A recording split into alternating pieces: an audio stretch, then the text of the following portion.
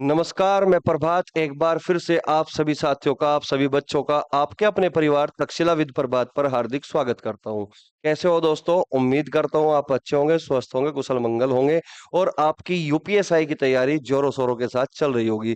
तो दोस्तों, अब तक हमने यूपीएसआई के 3 प्रैक्टिस सेट जिसमें हमने मैथ को पढ़ा था 40-40 क्वेश्चन यानी कि टोटल 120 क्वेश्चन बच्चों हमने कवर कर लिए हैं और मुझे उम्मीद है कि आपका उसमें काफ़ी अच्छा स्कोर रहा होगा और बहुत कुछ नई चीजें भी आपको सीखने को मिली होगी किस तरीके से आपको क्वेश्चन को देखकर अटेम्प्ट करना है, कब क्या करना है, चीजें आपको समझ में आ रही होगी। तो बच्चों आपको हार्दिक बधाई। 14 और 15 तारीख को आपका एग्जाम है तो उसके लिए पहले से ही मैं आपको बधाई देना चाहता हूँ। आप सभी बच्चों का एग्जाम अच्छा हो, ठीक है? यही मेरी इच्छा होगी, ठीक है बच्चों? तो चलिए फिर करते हैं आज प्रैक्टिस सेट 4 को स्टार्ट, जिसमें बच्चों आज हम केवल 20 ही क्वेश्चन करने वाले हैं क्योंकि मैंने पिछली क्लास में आपको बताया था कि अब हम टोटल जो है 40 क्वेश्चन एक साथ ना करके, क्योंकि फिर वीडियो जो है लंबी हो जा रही थी, ठीक है? तो हम 20-20 क्वेश्चन करके जो है अपने 40 क्वेश्चन प्रैक्टिस सेट के कवर करेंगे ताकि हर बच्चा अच्छे से चीजों को समझ पाए और उसको जो है बोर भी ना हो, ठीक है? चलिए भाई करते हैं स्टार्ट। क्वेश्चन नंबर 1 बच्चों आपके सामने आ चुका है और इसको जल्दी से बनाने का प्रयास करें। तब तक मैं एक बार टाइमर लगा देता हूँ आपके सामने। तो आपको जो है टाइमर इसलिए दिया जाता है ताकि आप अपना जो है क्वेश्चन जब करो तो आप जो है अपना टाइम भी देख लो कि कितने टाइम में आप जो है क्वेश्चन को कर पा रहे हो, ठीक है? चलिएगा। अब आपके सामने बच्चों क्वेश्चन है ये नंबर सिस्टम का जिसमें हमारा टॉपिक है यूनिट डिजिट, ठीक है? चलिए क्वेश्चन में कहा गया 58 की पावर 96, 56 की पावर 25, 89 की पावर 28 में इकाई स्थान पर कौन सा अंक होगा? तो जैसा कि बच्चों मैंने पिछली क्लास में आपको बताया था कि जिस नंबर का यूनिट डिजिट अगर 2 हो या फिर 8 हो, उसकी पावर अगर 4 के मल्टीपल में होती है तो उसका यूनिट डिजिट हमेशा 6 होता है। इसका मतलब 58 की पावर 96 का यूनिट डिजिट क्या होगा दोस्तों? 6 होगा। और जिसका यूनिट डिजिट 6 हो उसकी पावर चाहे कुछ भी हो, उसका यूनिट डिजिट हमेशा बच्चों 6 होता है। अब यहाँ पे इकाई अंक पे 9 है, यूनिट डिजिट पे 9 है, 9 की पावर 1 पे 9, 9 की पावर 2 यानी कि इवन पे बच्चों कितना होगा? 81 यानी कि 1 होगा। तो 6 छंग 36, 36 इक्का 36 यानी कि यूनिट डिजिट पे बच्चों हमारा 6 ही रहने वाला है। और इस क्वेश्चन का आंसर हमारा क्या होगा? सी ऑप्शन होगा, यानी कि यूनिट डिजिट इसका क्या होगा? 6 होगा, ठीक है? चलिए बच्चों उम्मीद करता हूँ चीजें कवर हो चुकी होगी क्योंकि अब जो टाइम चला हुआ है वो प्रैक्टिस का है, अब सीखने का टाइम नहीं है बच्चों, ये चीज आपको ऑलरेडी पता होगी, ठीक है? चलिए क्वेश्चन नंबर 2 पर आते हैं बच्चों। क्वेश्चन नंबर 2 आपके सामने आ चुका है। ये भी अपना नंबर सिस्टम का क्वेश्चन है और डिविजिबिलिटी बेस्ड क्वेश्चन है बच्चों। तो उम्मीद करूंगा कि आप इस क्वेश्चन को मुश्किल से मुश्किल 15 सेकंड में आप आराम से इजीली कर सकते हो, ठीक है? अब क्वेश्चन क्या है देखिए। क्वेश्चन में कहा गया दोस्तों कि निम्नलिखित में से कितनी संख्याएं 9 से विभाज्य है? तो बच्चों जैसा कि आप लोग जानते हो कि 9 का डिविजिबिलिटी रूल आपको अप्लाई करना है और आप जानते हो कि 9 का डिविजिबिलिटी रूल होता है कि संख्या के अंकों का योग 9 से पूरा पूरा डिविजिबल होना चाहिए, अगर वो संख्या 9 से डिविजिबल है तो। या फिर हम यूज करते हैं बच्चों 9 के लिए डिजिटल सम। क्लियर है बात? डिजिटल सम अप्रोच यूज करते हैं। तो यहाँ पे देखते हैं डिजिटल सम क्या रहने वाला है। 2 और 1 3, 3 और 3 6 और 1 7, 7 यानी कि ये हमारा 9 से डिविजिबल नहीं है क्योंकि जिस संख्या का डिजिटल सम 9 या 9 का मल्टीपल है तो वो संख्या हमारी 9 से कटती है, ठीक है बच्चों? चलिए 7 और 2 9, 6 और 3 9, इसका डिजिटल सम 9 है, इसका मतलब ये नंबर हमारा उससे 9 से कटेगा, है ना? 6 और 4 10, 10 और 6 16 और 2 18 यानी कि 18 का मतलब क्या होगा? 9 से कटेगा, ये नंबर भी हमारा 9 से कटेगा। 5 और 4 9 और 5 और 3 8, ये हमारा नंबर 9 से नहीं कटेगा, ठीक है बच्चों? 7 और 2 9, ये हमारा 9 से कटेगा और 4 और 3 7 और 1 8 और 1 9, इसका भी डिजिटल सम 9 है, ये भी हमारा नंबर 9 से कटेगा। तो हमारी जो संख्याएं हैं जो 9 से कटने वाली हैं वो केवल बच्चों 2367 है, 6462 है और 7020 है और 1341 है। तो टोटल 4 संख्याएं ही 9 से विभाज्य है। तो इसलिए हमारा जो आंसर बच्चों बनने वाला है वो बनने वाला है बच्चों बी ऑप्शन। उम्मीद करता हूं चीजें क्लियर हो पाई होगी। नेक्स्ट क्वेश्चन की ओर बढ़ते हैं बच्चों। क्वेश्चन नंबर 3 आपके सामने है बच्चों और इसको करने की कोशिश करें जल्दी से। ये एचसीएफ एलसीएम का क्वेश्चन है, ठीक है? एक बार ट्राई करें और फिर उसके बाद जो है सॉल्यूशन देखना किस तरीके से करते हैं। हालांकि मुझे उम्मीद है क्योंकि अब प्रैक्टिस का दौर चला हुआ है और आपकी चीजें क्लियर हो पाई होगी बच्चों, ठीक है? एक सेकंड बच्चों। हाँ, एक सेकंड बच्चों वेट करना।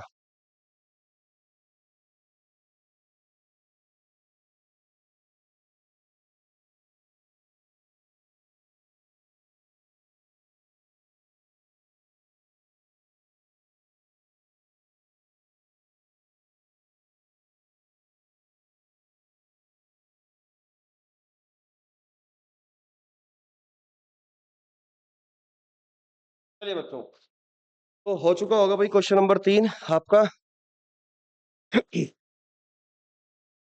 चलिए बच्चों, क्वेश्चन में कहा गया है कि तीन भिन्न सड़क क्रॉसिंग पर यातायात संकेत की बत्तियां क्रम से 48 सेकंड, 72 सेकंड और 108 सेकंड के लिए बदलती है। यदि वे सब एक साथ 8:20 जीरो सेकंड पर बदलती है तो एक साथ वे पुनः कब बदलेगी, ये क्वेश्चन में कहा गया। तो बच्चों, जैसे कि आपने इस तरह के क्वेश्चन को किया होगा और आपको पता है कि जब भी हमारा क्वेश्चन अच्छा एलसीएम का टाइम से रिलेटेड होगा तो हमेशा हम यहाँ पे एलसीएम निकालते हैं। ठीक है बच्चों, चलिएगा। तो 48 सेकंड, 72 सेकंड और 108 सेकंड यहाँ पे दिया हुआ है। और बच्चों, हमें यहाँ पे निकालना है इनका एलसीएम। और एलसीएम निकालने के लिए मैं सबसे बेहतरीन जो तरीका आपको बताता हूं वो है कि हर फैमिली का सबसे बड़ा नंबर हमें लेना है। जैसे कि 48 है, इस बात का मतलब 16 3 48 है। इस बात का मतलब 8 नंबर 72 है। इस बात का मतलब 4 गुना 27 है। 27 का 108। तो हर फैमिली का सबसे बड़ा नंबर हमें उठाना होता है बच्चों एलसीएम के लिए। तो दो की फैमिली में यहाँ 8 है, यहाँ 4 है, यहाँ 16 है, इसका मतलब 16 को लेंगे। तीन की फैमिली में 3 9 और 27, इसका मतलब 27 को लेंगे। तो ये बच्चों हमारा आ गया एलसीएम, यानी कि इतने सेकंड बाद यातायात की बत्तियां एक साथ जो है बदलेगी। ठीक है बच्चों, चलिएगा।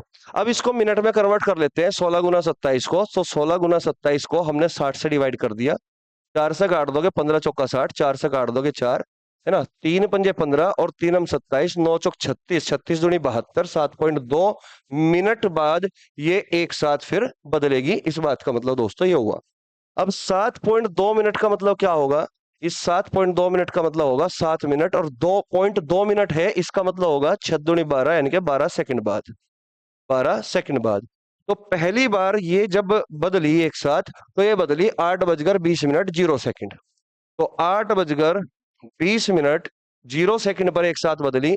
अब बदलेगी 7 मिनट 12 सेकंड बाद। तो 7 12 ये इसमें जोड़ दोगे तो आंसर आपका बनेगा दोस्तों 8:27 12 सेकंड। उम्मीद करता हूं चीजें आपको क्लियर हो चुकी होगी। जब भी इस टाइप का क्वेश्चन आपके सामने होगा तो डायरेक्ट बच्चों आपको एलसीएम ले लेना है टाइम का। कितने मिनट बाद बदलती है एक साथ, फिर ये आपको पता लगेगा कितने मिनट या कितने सेकंड बाद बदलेगी। तो डायरेक्ट हमें इस टाइम में ये वो एलसीएम हमें ऐड कर देना है। ठीक है, चलिए, उम्मीद करता हूं आपका भी आंसर मैच किया होगा। तो नेक्स्ट क्वेश्चन की ओर बढ़ते हैं बच्चों। क्वेश्चन नंबर आ चुका है आपके सामने, क्वेश्चन नंबर 4। इजी क्वेश्चन है भाई, क्वेश्चन को करने की जरूर कोशिश कर रहे हैं एक बार, और कोशिश करना कि आपका आंसर पहले ही अटेम्प्ट में बिल्कुल सही आए बच्चों। ठीक है, आपके सामने टाइमर चला दिया गया है, देखिए किसका आंसर कितने सेकंड में आ जाएगा। ठीक है, चलिएगा।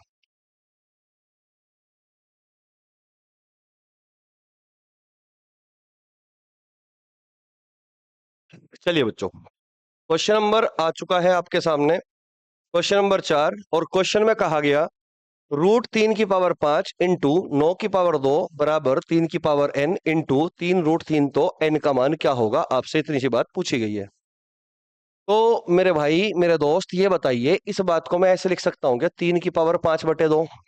बोलो, आप कहोगे यस सर, क्योंकि √3 का मतलब होता है 3 की पावर 1/2, और 1/2 मल्टीप्लाई करेगा 5 में, यानी कि 5/2।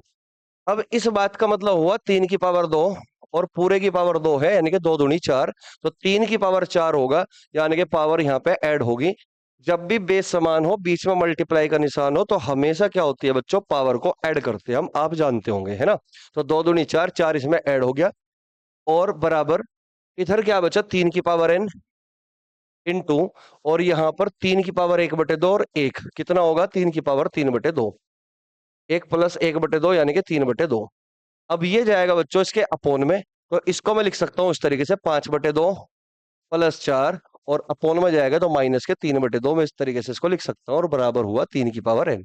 क्लियर बात यहां तक? आप कहोगे यस सर, यहां तक कोई दिक्कत नहीं है। अब देखो, 5 में से जब तुम 3 को कम करोगे तो कितना बचेगा? 2, और 2/2 यानी कि 1, और 1 + 4 यानी कि 5। तो 3 की पावर 1 + 4 यानी कि 3 की पावर n। जब बेस समान हो, बीच में बराबर का निशान हो, तो हमेशा बच्चों पावर भी समान होती है। तो n की वैल्यू दोस्तों यहां से क्या होगा? 5 होगा। तो इस तरीके से बच्चों हम इजिली इस क्वेश्चन को कर लेंगे। ठीक है, उम्मीद करता हूँ चीजें क्लियर हो पाई होगी। इसमें केवल और केवल हमें सर्ट्स एंड इंडिसेज का रूल को फॉलो करते हुए चलना था, अपने आप ही आंसर बच्चों यहाँ पे आना था। ठीक है, तो उम्मीद करता हूँ बहुत सारे बच्चों का आंसर बिल्कुल सही आया होगा, 5। तो नेक्स्ट क्वेश्चन की ओर बढ़ते हैं भाई। क्वेश्चन नंबर आ चुका है आपके सामने दोस्तों, क्वेश्चन नंबर 5। बहुत ही बेहतरीन सवाल है, उम्मीद करूंगा कि इस सवाल को आप मात्र 20 सेकंड में कर पाओगे। ठीक है, पढ़िए और करने की कोशिश करिए। क्वेश्चन नंबर 5 में कहा गया है कि 40 छात्रों की एक कक्षा में कुल छात्रों की संख्या का 1/5 केवल क्रिकेट खेलना पसंद करते हैं और कुल छात्रों की संख्या का 2/5 केवल शतरंज खेलना पसंद करते हैं और शेष छात्रों दोनों खेलना पसंद करते हैं। विद्यार्थियों की कुल संख्या का कितना भाग दोनों खेल को खेलना पसंद करते हैं? वेरी इजी क्वेश्चन मेरे दोस्त, इसको आपको बनाना है, बिल्कुल सही आंसर आना चाहिए आपका। और उम्मीद करता हूं कुछ बच्चों ने बिल्कुल कर लिया होगा। ठीक है, चलिएगा। क्वेश्चन में कहा गया कि टोटल नंबर ऑफ स्टूडेंट 40 है और 40 में से 1/5 क्रिकेट को पसंद करते हैं, केवल क्रिकेट को। केवल क्रिकेट को पसंद करने वाले कितने होंगे? 40 का 1/5, यानी कि हुआ आपका 8 स्टूडेंट। ओनली क्रिकेट, मैं लिख भी देता हूं, ओनली क्रिकेट। और कुल छात्रों की संख्या का 2/5 केवल शतरंज शतरंज ओनली चेस को पसंद करने वाले दोस्तों 40 का 2/5, यानी कि आपका हुआ दोस्तों 16। क्लियर है बात यहां तक? अब 4 बजे आना या टाइम से आते हैं। ठीक है बच्चों, तो यहां पर 40 का 2/5 यानी कि 16, तो 16 बच्चे ऐसे हैं जो केवल और केवल चेस को पसंद करते हैं दोस्तों।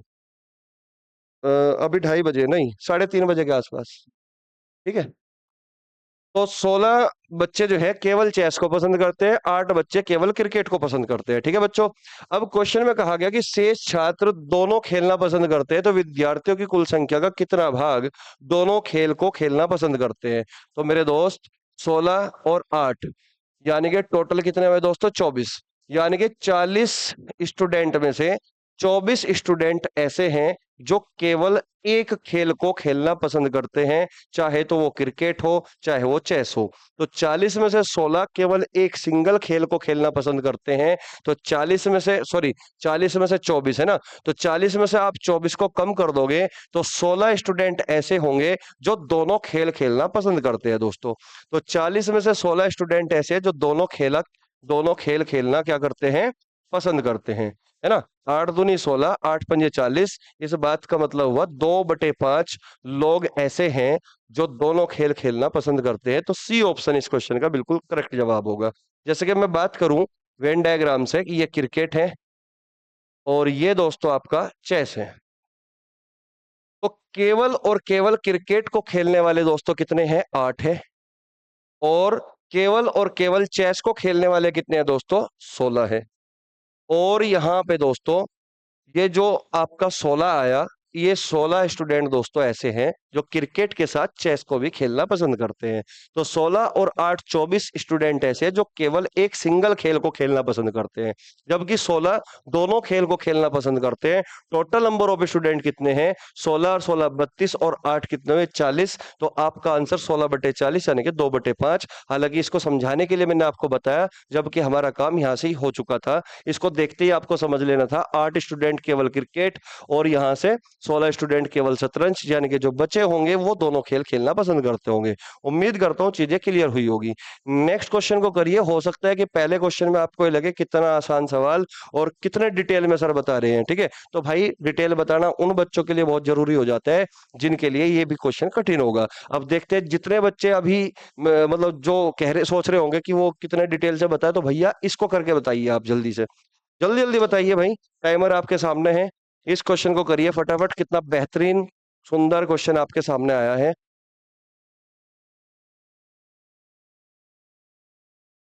बताइए बच्चों, ये उन्हीं बच्चों के लिए है जिनको पिछला बेहद आसान क्वेश्चन लगा होगा। अब इस क्वेश्चन को करिए। ऐसा क्वेश्चन बच्चों 2017 के यूपीएसआई एग्जाम में भी पूछा जा चुका, डाटा चेंज करके। तो उसी की तर्ज पे आधारित है ये क्वेश्चन, और मैं उम्मीद करूंगा कि जितने भी बच्चे इस वीडियो को अभी फिलहाल देख रहे होंगे वो हर बच्चा इस क्वेश्चन को कर लेगा। मैं मतलब ये उम्मीद करता हूं तुमसे। ठीक है बच्चों, चलिएगा। तो कुछ बच्चे कर भी रहे होंगे और कुछ बच्चे जो है अभी 4-5 वर्ष को पढ़ भी रहे होंगे। ठीक है, चलिए भाई, अब देखते हैं भाई करना कैसे है।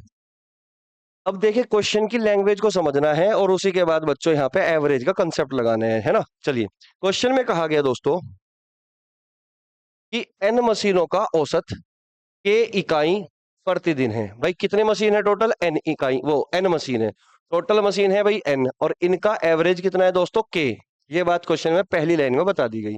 अब क्वेश्चन में कहा गया कि यदि मशीनों में से एक को बाहर रखा जाता है जिसका उत्पादन प्रति 780 इकाई है। अब हमने क्या किया, इसमें से एक मशीन निकाल दी, यानी कि मशीन कितनी बची भाई? n-1 बची। अब ऐसा करने से क्या हुआ, मतलब जिस मशीन को हमने निकाली ना, उसका उत्पादन कितना है प्रतिदिन? 780 प्रतिदिन है, इकाई है ना। तो ऐसा करने से हुआ क्या दोस्तों? औसत उत्पादन में 30 इकाई की कमी होगी। ऐसा करने से औसत 30 कम हो जाएगा, यानी कि कितना कम हो जाएगा दोस्तों? 30 कम हो जाएगा। ये सवाल में मैं कहा ऐसा करने से औसत में 30 की कमी होगी, ये हमें क्वेश्चन में बताया दोस्तों। ठीक है, अभी तक मैंने कुछ भी नहीं किया, जैसा जैसा सवाल में कहा वैसा वैसा मैंने काम कर दिया। ठीक है बच्चों, अब क्वेश्चन में क्या कहा, इसके बजाय, यानी कि जो काम हमने अभी अभी किया इसके बजाय इसको अगर छोड़ दो, तो इसने कहा यहां से पॉइंट अगला कि यदि एक मरत मशीन का मतलब तुम समझते हो? मरत मशीन यानी कि जो बिल्कुल भी कुछ भी काम नहीं करती, जिसका एवरेज भी कुछ नहीं है, प्रतिदिन कोई भी काम नहीं करती, ठीक है ना। तो एक मरत मशीन को शामिल किया जाता है और औसत उत्पादन 90 यूनिट की कमी आएगी। औसत उत्पादन में कितनी कमी आएगी? 90 की। अब क्वेश्चन में दूसरी कंडीशन ये कही, अगर मान लो टोटल मशीन एन थी, उनका एवरेज के था। अब हमने एक मशीन लाए, यानी कि जो मरत थी, और मरत मशीन लाने से हुआ क्या, उसके औसत उत्पादन में 90 यूनिट की कमी आएगी। कितने की कमी आएगी भाई? 90 यूनिट की कमी आएगी, ये क्वेश्चन में कहा। क्लियर बात यहां तक? तो क्वेश्चन में कहा गया एन मशीनों का कुल उत्पादन कितना होगा। एन मशीनों का कुल उत्पादन कितना होगा, आपसे दोस्तों इतनी सी बात कही गई। अब आप मुझे बताओ, अगर एन मशीनों का कुल उत्पादन आपको निकालना है, एन मशीनों का कुल उत्पादन आपको निकालना है, तो इस बात का मतलब ये है कि इनका एवरेज के है, तो एन मशीनों का कुल उत्पादन कितना होगा? एन गुणा के होगा। ये दोस्तों हमारा आंसर बनने वाला है, एन गुणा के। तो इस बात का मतलब है कि हमारा जो आंसर है दोस्तों, वो एन की वैल्यू पर भी डिपेंड है और के की वैल्यू पर भी डिपेंड है। उम्मीद करूंगा यहां तक चीजें क्लियर हो पाई होगी, क्योंकि अभी तक मैंने कोई भी चीज नहीं बताई, अभी तक तो मैंने क्वेश्चन क्वेश्चन लिखा आपको समझाने के लिए। तो दोस्तों, जब भी मैं एवरेज पढ़ाता हूं तो इस तरीके से पढ़ाता हूं, समझिए बात को। मैंने मान लिया कि परिवार में टोटल एन लोग हैं और उन सब का एवरेज के है, यानी कि सबका एवरेज के है, इस बात का मतलब प्रति व्यक्ति का एवरेज के है। क्लियर बात? अब हुआ क्या, हमने से एक मेंबर को निकाल दिया घर में से। हमने क्या किया, किसी एक मेंबर को घर में से निकाल दिया, और घर में से निकालने से हुआ क्या, एवरेज कितना कम हो गया दोस्तों? 30 कम हो गया। इसका मतलब जो बंदा हमारे घर को छोड़कर गया, उसके कारण हर बंदे पे 30 की कमी आई। ये बात मैं कह सकता हूं, हर बंदे पे 30 की कमी आई। और बंदे कितने बचे भाई घर में? n-1 बचे। बंदे कितने बचे? n-1 बचे। तो इस बात का मतलब है कि जो बंदा गया उसने कुल कितना नुकसान कर दिया घर वालों का? तो आप कहोगे 30 गुना n-1। कितना नुकसान कर दिया दोस्तों? 30 गुना n-1 का नुकसान कर दिया। इसका मतलब जो बंदा गया वो अपने साथ एवरेज से 30 गुना n-1 वैल्यू ज्यादा लेकर गया। इस बात का दोस्तों मतलब ये हुआ। तो इसका मतलब उसकी वैल्यू इस एवरेज के से इतनी ज्यादा है, के प्लस 30 इंटू n-1। हालांकि उसकी वैल्यू क्वेश्चन में मैं बता रखी थी कि 780 है, तो ये दोस्तों 780 के बराबर है। यहां से बच्चों हमने उस एक बंदे की वैल्यू निकाल ली जो बंदा घर छोड़कर गया था। उम्मीद करूंगा यहां तक चीजें क्लियर हो पाई होगी। ठीक है, इसी प्रकार अगर मैं दूसरी कंडीशन को देखता हूं, भाई जब घर में एन लोग थे, खुशी खुशी रह रहे थे, सबका एवरेज के था, यानी कि प्रत्येक बंदा के का था, के यूनिट का था। लेकिन अब हमने एक बंदे को लेकर आए, अब एक बंदा घर में आया, तो अब बंदे कितने हुए? n+1 हो गए। अब उसके एक के आने से एवरेज में कितनी कमी आई भाई? एवरेज में कमी आई 90 की। एवरेज में कितनी कमी आई दोस्तों? एवरेज में कमी आई 90 की। जबकि जो बंदा आया वो अपने आप में मृत था, उसकी कोई वैल्यू क्वेश्चन में नहीं दी गई क्योंकि वो मृत मशीन थी।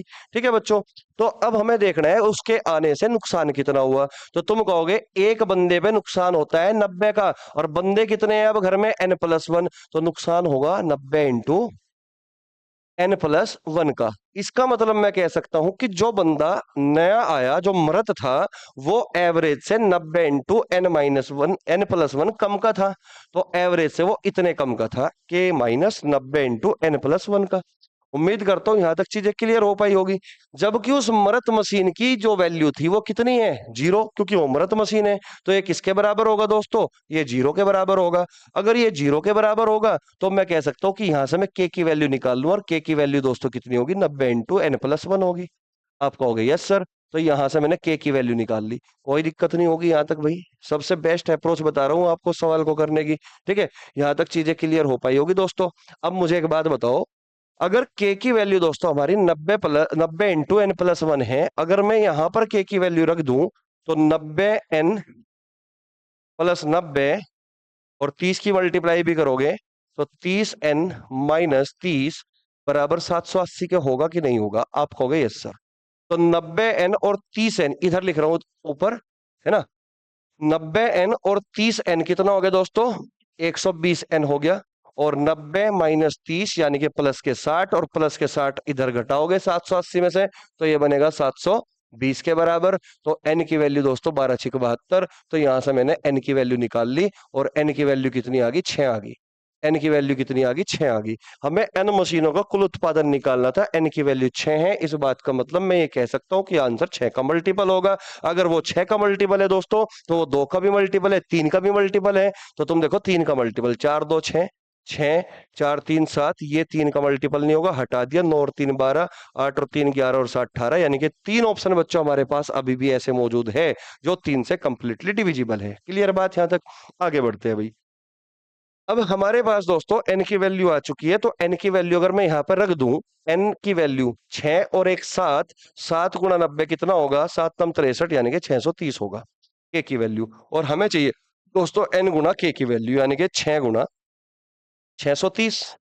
आंसर बच्चों हमारा 600 36 18 80 वाला आंसर होगा। ये भी नहीं है, ये भी नहीं है, आंसर तो डी ऑप्शन है ना। 600 36 18, 6 छंग 36 और 1 37। तो आंसर बच्चों हमारा क्या होगा, 3780, जो कि हमारा डी ऑप्शन है। उम्मीद करता हूं बच्चों आपको चीजें क्लियर हो पाई होगी कि किस तरीके से हमने इस क्वेश्चन को अंजाम तक पहुंचाया है, ठीक है। चलिए, आप नोट करना चाहो तो नोट कर सकते हो। मैंने यहाँ पे बच्चों कुछ नहीं किया, नॉर्मल बस ये देख लिया कि फैमिली में से अगर एक बंदा घर छोड़ के गया तो वो नुकसान देखा जा रहा है। इस बात का मतलब क्या होगा कि वो ज्यादा वैल्यू का होगा, के एवरेज से ज्यादा वैल्यू का होगा। तो के से कितनी ज्यादा वैल्यू का, 30 × n-1, इतनी वैल्यू ज्यादा है, यानी कि टोटल वैल्यू ये होगी 780 के बराबर कर दिया। और अगर एक बंदा घर में आ रहा है और उसके आने से नुकसान हो रहा है, तो इसका मतलब वो इस एवरेज से कम वैल्यू का है, के -90 × n+1, इतनी वैल्यू का है टोटल। लेकिन मृत मशीन थी तो मतलब क्या होगा, वो 0 वैल्यू का है। तो यहां से हमने इसके बराबर कर दिया, के की वैल्यू निकाल ली और एन की वैल्यू निकाल ली, और अब अपना आंसर निकाल लिया दोस्तों। चलिए अगले क्वेश्चन की ओर बढ़ते हैं भाई। अच्छा क्वेश्चन लगा होगा उम्मीद करूंगा। अगर अच्छा क्वेश्चन लगा बच्चों तो इस क्वेश्चन को जितने भी लोग पढ़ रहे हैं तो भाई कमेंट में क्वेश्चन नंबर 6 जरूर लिखना, और इसके बारे में अपने विचार व्यक्त करना दोस्तों, ठीक है। मैं उम्मीद करूंगा और वेट भी करूंगा आपका, ठीक है। चलिए अगले क्वेश्चन की ओर बढ़ते हैं भाई। क्वेश्चन नंबर 7 आपके सामने आ चुका है, और इसको आप जल्दी से करिए बच्चों। उम्मीद करूंगा कि आप इस क्वेश्चन को 20 से 30 सेकंड में आराम से कर लोगे, ठीक है। चलिएगा, क्वेश्चन ये है, 4342 को ए बी और सी के बीच इस प्रकार बांटा जाता है कि ए के हिस्से का 2 गुना, ए के हिस्से का 2 गुना, और बी के हिस्से का 5 गुना, बी के हिस्से का 5 गुना, तथा सी के हिस्से का 6 गुना। कह रहा है कि बराबर है। ये क्या है दोस्तों, बराबर है। तो दोस्तों जब भी आपके सामने इस तरीके से रेशो बराबर हो जाते हैं तो हमें तुरंत क्या निकालना होता है दोस्तों, हमें तुरंत निकालना होता है रेशियो, एबीसी का रेशियो, ठीक है। और रेशियो निकालने के लिए सबसे बेस्ट तरीका आपको मैं बताता हूं, 6 5 2 का एलसीएम ले लोगे। आप कहोगे 6 5 और 2 का एलसीएम होगा 30, यानी कि 30 को इससे भी डिवाइड कर दोगे, कितना 15, 30 को 5 से भी डिवाइड कर दोगे, कितना 6, 30 को 6 से डिवाइड कर दोगे, कितना 5। तो फाइनली बच्चों हमारा रेशियो यहाँ पे आ चुका है 15:6:5, ठीक है। चलिए, अब क्वेश्चन में कहा गया दोस्तों कि सी का हिस्सा कितना है। आप कहोगे सर सी का हिस्सा 5 यूनिट है, यानी कि मैं कह सकता हूं कि आंसर 5 का मल्टीपल होगा। आप कहोगे अगर 5 का मल्टीपल है तो डी ऑप्शन कतई भी हमारा आंसर नहीं बनने वाला। तो डी ऑप्शन बच्चों हमारा आंसर नहीं होगा, ठीक है, क्योंकि ये 5 से बिल्कुल भी नहीं कटेगा। तो अब भी हमारे पास तीन ऑप्शन बच्चों मौजूद हैं जो 5 से कटने वाले हैं। ठीक है, तो इस बात का मतलब दोस्तों ये हुआ कि अब हमें सॉल्यूशन करना ही पड़ेगा। ठीक है, तो हमें 5 यूनिट की वैल्यू चाहिए दोस्तों। टोटल कितने में से? 15 और 5 20 और 6 26। 26 में से 5, लेकिन हमें 26 में से नहीं चाहिए थी, हमें चाहिए थी 4342 में से। तो 26 में से 5 है तो 4342 में से कितनी होगी? यही बच्चों में वैल्यू चाहिए थी सी की। उम्मीद करूंगा यहां तक चीजें क्लियर हो पा रही होगी। ठीक है, अब बस काटना पीटना रह गया। 13 से काट दोगे, 13 दूनी 26, 13 तिये 39, 44 बचा, 13 तिये 39, 52 बचा, 13 चौका 52, 2 से उड़ा दोगे, 2 एकम 2, 2 चिक 12, 2 सते 14, 5 की मल्टीप्लाई कर दोगे, 5 सते 35, 3 5 34 33, 5 और 3 8, यानी कि 835 रुपए, यानी कि बी ऑप्शन बच्चों आपका इस क्वेश्चन का जवाब होगा। उम्मीद करता हूं चीजें यहाँ पर क्लियर हो पाई होगी। आप चाहो तो बच्चों यहाँ पे डिजिटल सम का भी अप्लाई कर सकते हो। किस तरीके से समझिए, 5/26 था और हमें निकालना था 4342 में से वैल्यू बच्चों। तो आप देख पा रहे होंगे कि 6 और 2 8 है यहाँ पे डिजिटल सम। तो 8 को एक बनाने के लिए 8 की मल्टीप्लाई नीचे भी, 8 की मल्टीप्लाई ऊपर भी। हालांकि करने की जरूरत नहीं है क्योंकि इजी थी कैलकुलेशन। ठीक है, तो यहाँ पे बन चुका बच्चों एक। अब यहाँ पे आप देखोगे 4 और 3 7, 7 और 2 9, 4 3 7 2 9, डिजिटल सम यहाँ पे 4 आ गया, 8 पंजे 40 का 4 आ गया, 4 चौक 16 यानी कि 7, यानी कि आंसर वो ऑप्शन जिसका डिजिटल सम 7 होगा। तो 5 और 2 7 और 5 12, इसका है 3, ये आंसर नहीं हो सकता। 8 और 3 11, 2 2 और 5 7, इसका डिजिटल सम है 7, ये आंसर हो सकता है ना। 6 और 1 7 और 7 14, 14 का मतलब कितना होगा 5, ये भी बच्चों हमारा आंसर नहीं हो सकता। ये हमने यूनिट डिजिट से ही काट दिया था 5 का मल्टीपल। तो बचे कौन सा? एक ही ऑप्शन बचा जिसका डिजिटल सम 7 है। तो इस तरीके से हम अप्लाई करते हैं, लेकिन तब करते हैं दोस्तों जब हमारे पास बड़ी कैलकुलेशन हो। लेकिन ये तो इजी कैलकुलेशन थी, आप डायरेक्ट ही कर सकते हो। ठीक है, चलिए अगले क्वेश्चन की ओर बढ़ते हैं दोस्तों। क्वेश्चन नंबर 8 आपके सामने आ चुका है और एक बार इसको करने का प्रयास जरूर करें दोस्तों। क्वेश्चन में कहा गया कि कमला का विवाह 6 वर्ष पहले हुआ था। ठीक है, और उसकी वर्तमान आयु उसके विवाह के समय की आयु का 1/1/4 गुना है। अब बात को समझिए बच्चों। भाई 6 वर्ष पहले शादी हुई थी, शादी का समय मैं लिख सकता हूं यहाँ पे, शादी का समय और वर्तमान। ठीक है, वर्तमान। अब आप मुझे बताइए दोस्तों, उसके विवाह के समय की आयु की 1/1/4 है। कह रहा कि उसकी जो वर्तमान आयु है उसके विवाह के समय की आयु की 1/1/4 है।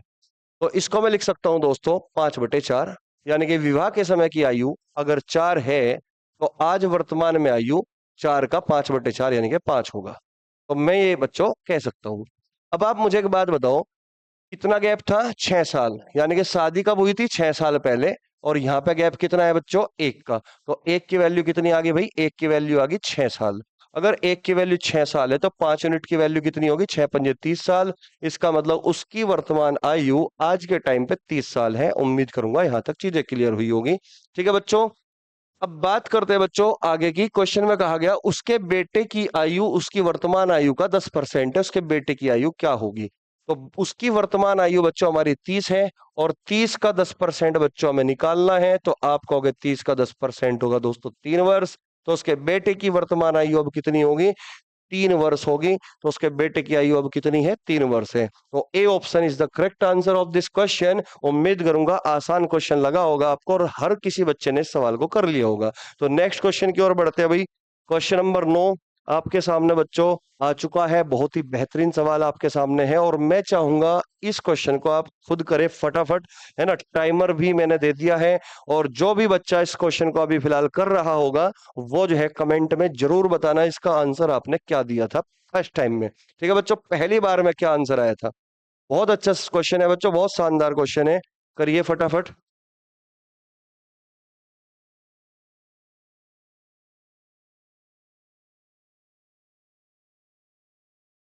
जिसका भी पहली बार में जो भी आंसर आया वो एक बार जरूर लिखना बच्चों। ठीक है, चलिए अब करते हैं अभी शुरू।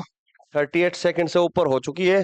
करने वाले बच्चों ने कर लिया होगा और कमेंट लिखने वाले बच्चों ने लिख भी दिया होगा। जो अपने गुरुजनों का सम्मान करता होगा वो जरूर कमेंट में लिखकर बताएगा, और जो गुरुजनों का सम्मान ही नहीं करता होगा तो वो बिल्कुल भी कमेंट नहीं करेगा। ये बात तो तय है। ठीक है, चलिएगा देखते हैं भाई कितने बच्चों का कमेंट आते हैं इस सवाल पे और कितने बच्चों का आंसर क्या आया था फर्स्ट टाइम में। मैं बात फर्स्ट टाइम की कर रहा हूँ।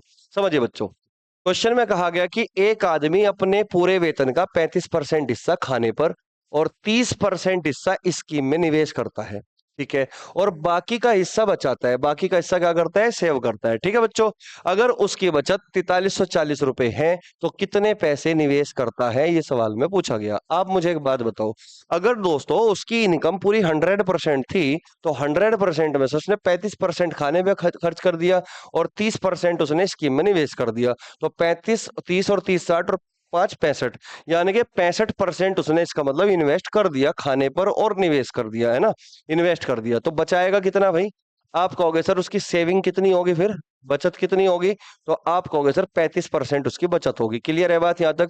भाई कितना हो गया? 35 और 30 65%। तो बचेगा कितना? 35%। बिल्कुल सही बात है।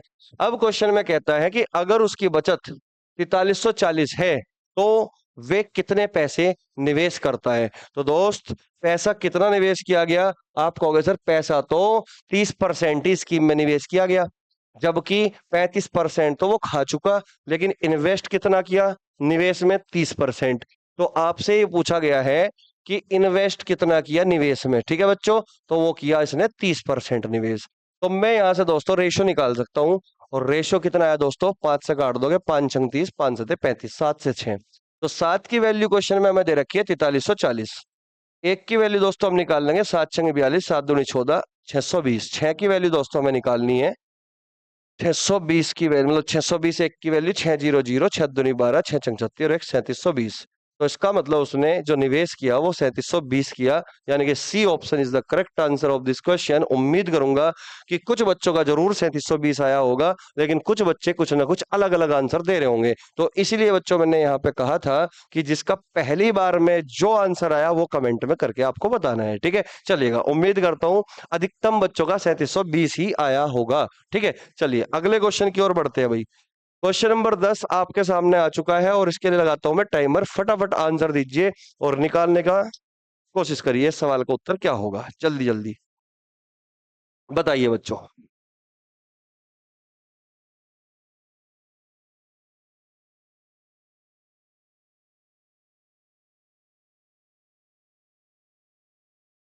क्वेश्चन में कहा गया कि दो उम्मीदवारों के बीच एक चुनाव के परिणाम इस प्रकार थे। एक उम्मीदवार को कुल वैध मतों का 60% मत मिला। मत का 10% अवैध था। मत का 10% कितना था? अवैध था। और शेष वैध मत दूसरे उम्मीदवार को गए। यदि डाले गए मतों की कुल संख्या 8000 थी तो दूसरे उम्मीदवार को मिले वैध मतों की संख्या क्या होगी? इतनी सी बात बच्चों क्वेश्चन में कही गई। हालांकि अगर मैं बात करूं इलेक्शन बेस्ड क्वेश्चन की, तो बच्चों इलेक्शन बेस्ड क्वेश्चन केवल दो टाइप के होते हैं। पहला टाइप वो होता है जिसमें क्वेश्चन में बोलता है कि कुल मतों का इतना परसेंट उसको मिला। और दूसरा टाइप बच्चों यहाँ पे होता है कि वैध मतों का इतना परसेंट मिला, यानी कि वैलिड वोट का इतना परसेंट मिला। तो आप मुझे बताइए यहाँ पे कौन सा टाइप है? तो आप कहोगे कुल वैध मतों का। यहाँ पे बोल रखा है कुल वैध मतों का इतना प्रतिशत जीतने वाले को मिला और बाकी हारने वाले हो गए। इस तरह की बात यहाँ पे क्वेश्चन में दे रखी है। तो इसका मतलब आपको ये बात तो जानकर खुशी हुई होगी, क्योंकि बहुत सारे बच्चे ऐसे भी है जब मैं ऑफलाइन में पढ़ाता हूँ क्योंकि बच्चों को नहीं पता होता कि इलेक्शन बेस्ड क्वेश्चन कितने टाइप के हैं। तो बच्चों दो ही टाइप के होते हैं, कुल मत और वैध मत। क्लियर बात यहाँ तक? चलिए अब बात करता हूं बच्चों में इस क्वेश्चन की। तो भाई कुल मत इसमें यहाँ पे कितने दे रखे हैं? इसने कहा कि 8000 टोटल वोट है। यहाँ पे बोल रखा ना कि यदि डाले गए मतों की कुल संख्या 8000 थी। वो अलग बात है कि डाले गए मतों की संख्या तो 8000 है, यानी कि मतदान पूरे 8000 का हुआ, लेकिन उसमें से बाद में कितने परसेंट वैलिड है और कितने परसेंट इनवैलिड है वो हम बाद में देखते हैं ना। तो मतदान टोटल 8000 का हुआ, जिसमें 10% अवैध यानी कि इनवैलिड है। तो वैध यानी कि वैलिड कितने बचे? 90%। 90% को लिख सकते हैं 9/10। तो इसका मतलब ये 8000 का 9/10 जो आया, ये फिलहाल हमारे पास वैलिड वोट है। उम्मीद करता हूं यहां तक चीजें क्लियर हुई होगी। तो वैलिड वोट है। अब मुझे एक बात बताओ, एक उम्मीदवार को कितना प्रतिशत मिला? आप कहोगे सर 60% मिला। तो बाकी वैध मत किसको गए? वो दूसरे वाले को गए, है ना। 60% मिला मत, और फिर कह रहा कि शेष वैध मत दूसरे उम्मीदवार को गए। अगर एक को 60% गए तो दूसरे को कितने गए होंगे? आप कहोगे दूसरे को 40% गए होंगे। तो दूसरे के मत ही बच्चों आपको यहाँ पे बताना था। अब काट पीट कर दोगे तो ये 3 जीरो से बच्चों ये यहाँ पे कट चुका। 8 नंबर 72, 72 गुना 40 कर दोगे, हालांकि 9 का मल्टीपल आंसर होगा, 4 दूनी 8, 4 7 28, ये हो गया आपका 2880 मत। तो यानी कि दूसरे उम्मीदवार को कुल वैध मत कितने मिले? 2880 मिले। बहुत सिंपल क्वेश्चन था और मुझे यकीन नहीं पूरा विश्वास है कि हर बच्चे का इसका आंसर 2880 आया होगा। ठीक है बच्चों, चलिए अगले क्वेश्चन की ओर बढ़ते हैं भाई। क्वेश्चन नंबर आ चुका है आपके पास, क्वेश्चन नंबर 11, और इस सवाल को आप जल्दी जल्दी बनाइए। बहुत बेहतरीन सवाल है। देखते हैं भाई कितने बच्चे इस सवाल का आंसर 30 सेकंड के अंदर अंदर देंगे। जिन बच्चों ने 30 सेकंड के अंदर अंदर इस सवाल का आंसर दिया तो वो कमेंट में जरूर बताना कि भाई हमने इस सवाल को 30 सेकंड में निपटा दिया था। और जिस बच्चे ने 1 मिनट के अंदर किया वो भी बताना। ठीक है बच्चों, चलिए अब क्वेश्चन क्या कहता है देखिए। किसी मेज को ए बी को 40% लाभ पर बेचता है, बी डी को 60% लाभ पर बेचता है। डब्लू एक कुर्सी एक्स को 20% हानि पर बेचता है, एक्स इसे पी को 30% हानि पर बेचता है। अंततः पी इसे जी को 50% हानि पर बेचता है। डी बी से जो मेज खरीदता है उसकी कीमत पी जो एक्स से कुर्सी खरीदता है के समान है यदि डब्लू जो कुर्सी खरीदता है उसकी कीमत 600 रुपए है। तो यानी कि डब्लू ने जो कुर्सी खरीदी थी उसकी कीमत कितनी बताई गई? 600 रुपए। तब डी किस कीमत पर मेज खरीदता है? आपसे इतनी सी बात पूछी गई। हो सकता है कुछ बच्चों ये सोच रहे होंगे कि यार 30 सेकंड तो पढ़ने में लगेगी, तो बात आपकी जायज है, मैं इसलिए 1 मिनट भी कहा था आपको। ठीक है, चलिएगा करते हैं अभी क्वेश्चन को। क्या कह रहे हैं देखो, पेपर में ना हर टाइप का क्वेश्चन आता है। कुछ सवाल ऐसे होंगे जो आप मात्र 10 सेकंड से 20 सेकंड के बीच में करोगे। कुछ सवाल बच्चों आपके ऐसे भी होंगे जो मात्र आप 5 सेकंड में भी करोगे। तो आपको ना क्वेश्चन से टाइम सेव करना है। अब जिस क्वेश्चन में टाइम ज्यादा लगना है वो जो टाइम सेव किया ना वो उसमें अप्लाई करना है। मान लो इस सवाल को आपको 1.5 मिनट लगता है करने में, तो कुछ सवाल ऐसे भी तो आए थे ना जिसको तुमने 10 सेकंड में निपटा दिया, तो वहां बाकी टाइम बचा कि नहीं बचा, उसको यहाँ पे लगा दो, कोई दिक्कत नहीं, कोई हर्ज नहीं। मुद्दा यह है कि जब आप सवाल करो तो आपको ये पता होना चाहिए दोस्तों कि ये सवाल आपके लिए नया है या पुराना है, या इसमें कुछ नया कंसेप्ट आपको लगाना है। क्लियर है? मान के चलो आपने इस टाइप का सवाल कभी पढ़ा ही नहीं हो और आप फिर भी इसमें एक्सपेरिमेंट कर रहे हो, पता लगा इसमें लगा दी तुमने 3 से 4 मिनट, तो वो नुकसान है, आपका टाइम का नुकसान है। समझ रहे बात को? चलिए अब इस क्वेश्चन को देखते हैं भाई क्या कह रहे हैं। जब भी अटपटा सा सवाल तुम्हें लगे तो जैसे सवाल में कहा जाए वैसा वैसा काम करना है। ये मेरी बात याद रखना दोस्तों, क्योंकि जैसे ही तुमने इस सवाल को पढ़ा और पढ़ते ही एक बात तो दिमाग में आ चुकी होगी कि इसमें कोई नई चीज नहीं है, बस इसमें बेचने की बात कर रहा है तो बेच दो। किसी मेज को ए बी को 40% लाभ पर, भाई ए क्या करता है? बी को 40% के लाभ पे बेचता है, ये लिख दिया मैंने यहाँ पे 40%। ठीक है भाई। बी डी को 60% लाभ पर बेचता है। अब बी ने क्या कर दिया? डी को बेच दिया कितने लाभ पर? 60% लाभ पर। 60% लाभ पर, ठीक है। अब डब्लू एक कुर्सी, यहां से कुर्सी की बात शुरू हुई, यहां पे मेज की बात थी, तो मैं इसको भी मेंशन कर देता हूं कि ये बात यहाँ पे टेबल की थी। अब बात यहां से चेयर की हो रही है। ठीक है, बात यहाँ पे चेयर की हो रही है। अब चेयर के लिए क्या क्या बोला कि डब्लू एक कुर्सी एक्स को 20% हानि पर बेचता है। डब्लू क्या करता है? एक्स को बेचता है कितने परसेंट हानि पर? भाई 20% हानि पर। चलो हमने लिख दिया। फिर क्वेश्चन में कहा गया एक्स इसे पी को 30% हानि पर बेचता है। एक्स पी को बेचता है 30% की हानि पर बेचता है। चलो ये भी लिख दिया। अंततः पी इसे जी को 50% हानि पर, अब ये जी को बेचता है 50% की हानि पर। पी ने क्या कर दिया? जी को 50% हानि पर बेच दिया। अब क्वेश्चन में एक बात और बोल दी, क्वेश्चन में बोल दिया दोस्तों ये वाली बात कि डी बी से जो मेज खरीदता है, डी बी से जो मेज खरीदता है, यहाँ पे डी बी से जो मेज खरीदता है उसकी कीमत, उसकी कीमत पी जो एक्स से कुर्सी खरीदता है के समान है। यानी कि पी जो एक्स से कुर्सी खरीदता है और डी जो बी से मेज खरीदता है, टेबल खरीदता है, उसकी कीमत क्या है दोस्तों? यहाँ पे समान है। ये बात इसमें क्वेश्चन में कह दी। ठीक है, इसका मतलब पी ने जिस कीमत पर चेयर खरीदी उसी कीमत पर डी ने क्या किया? उसी कीमत पर डी ने टेबल खरीदी। इस बात का मतलब ये हुआ। अब क्वेश्चन में दोस्तों कहा यदि डब्लू कुर्सी खरीदता है उसकी कीमत 600 रुपए है, तो यहाँ पे हमें बता दिया गया कि डब्लू ने कितने रुपए में खरीद रखी वो कुर्सी? वो 600 रुपए में खरीद रखी है। तो डी किस कीमत पर मेज खरीदता है? डी किस कीमत पर मेज खरीदता है? अब बच्चों तुमने कर लिया होगा मुझे उम्मीद है। अब ये पूछा गया डी किस कीमत पर खरीदता है, ये पूछा गया। हमने कहा कि पी जिस कीमत पर खरीदेगा वही डी की कीमत होगी, तो हमें पी की कीमत निकालनी दोस्तों। तो 600 रुपए का सामान पे 20% का हमने हानि ली है ना। 600 रुपए का सामान 20% हानि पर बेच दिया, मतलब 80%। इसका मतलब मैं कह सकता हूँ 4/5। अब ये एक्स ने खरीद ली इस कीमत पर, अब इसने 30% के लॉस पे बेच दिया, मतलब 70% पर बेच दिया, यानी कि 7/10।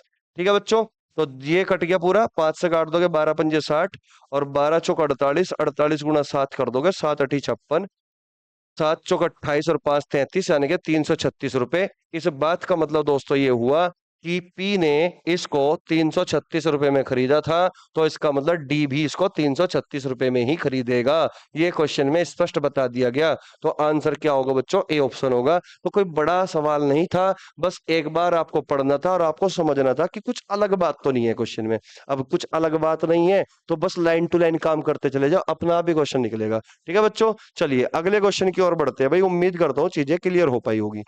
नेक्स्ट क्वेश्चन है आपके सामने, क्वेश्चन नंबर 12। बहुत शानदार क्वेश्चन है बच्चों, करिए जल्दी से। क्वेश्चन नंबर 12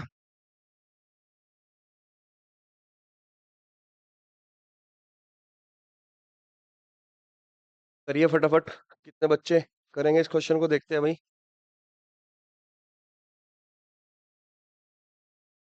चलो, क्वेश्चन नंबर 12 कुछ बच्चों ने कर भी लिया होगा। क्वेश्चन में कहा गया कि पहली बार में रोहन 12 रुपए में 11 वस्तुएं खरीदता है। भाई रोहन ने क्या किया?